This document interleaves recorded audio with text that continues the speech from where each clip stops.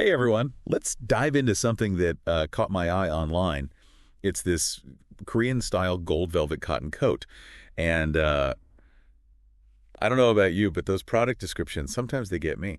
Oh, yeah, they can be pretty convincing. Yeah, you see the pictures and you're like, ooh, I need that. Right. It's like they know exactly what to say. Exactly.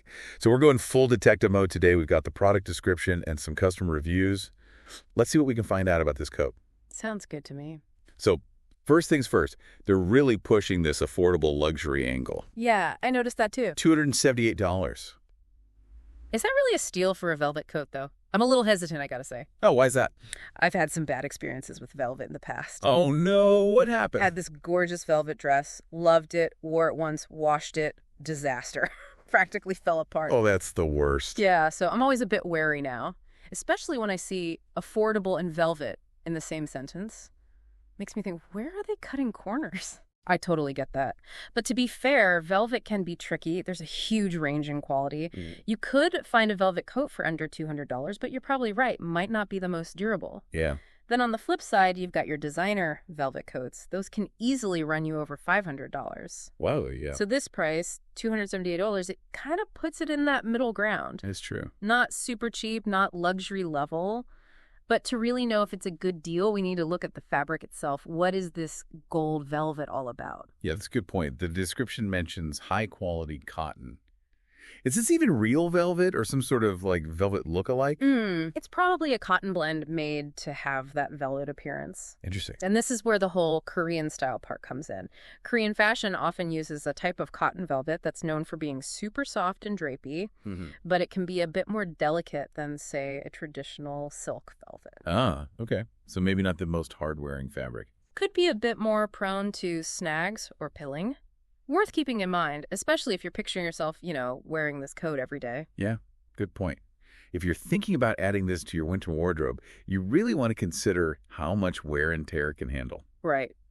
And speaking of Korean style, there are a few things about this coat that really scream Korean fashion, like the slightly oversized fit. Oh, yeah. And the asymmetrical closure. That's very trendy in Korea right now. Makes sense. It does have that effortless chic vibe. Oh.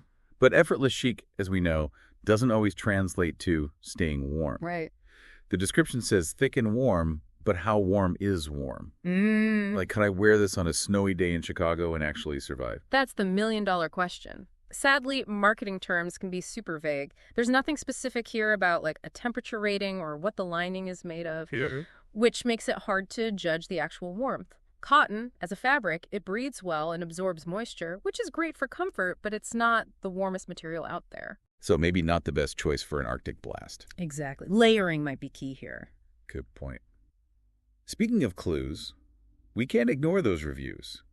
26 of them, all 5 stars. That's got to be a good sign, right? It definitely makes you want to believe the hype. Yeah, I'm getting swayed. But it's always smart to be a bit skeptical about online reviews. True. Yeah. What are some red flags we should watch out for? Generic reviews, for one. Like, this coat is amazing. Okay, but why? Yeah. Look for reviews with specifics. Do they mention the fit? Right. How warm it is? Does the fabric hold up after a few washes?